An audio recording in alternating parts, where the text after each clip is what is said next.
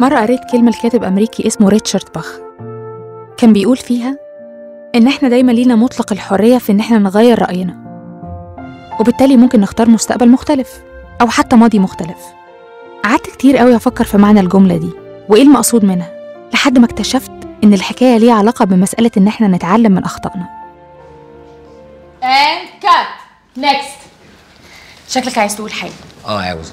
خير يا ماجد؟ داليا انت ليه بتعملي كات بسرعه؟ طب وده عامل مشكلة في المونتاج عندك؟ لا خالص، الشغل تمام، بس عاوزك تريحي المشهد شويه بعد ما تاخدي التيك اللي انت عاوزاه، ما تستعجليش في ستوب.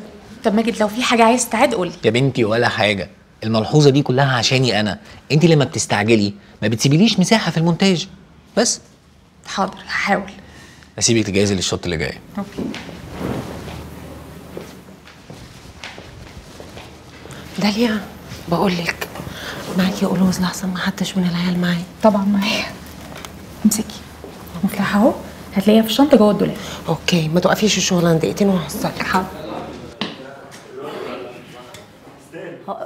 استاذه داليا، هو ده اللي احنا حفظناه بعد اكشن. انا مش متضايقه يا سيف، انا بس خايفه منك وخايفه عليك، لاني فعلا بحبك. انت ليه بتعملي كات بسرعه؟ ماجد لو في حاجه عايز تعاد قولي.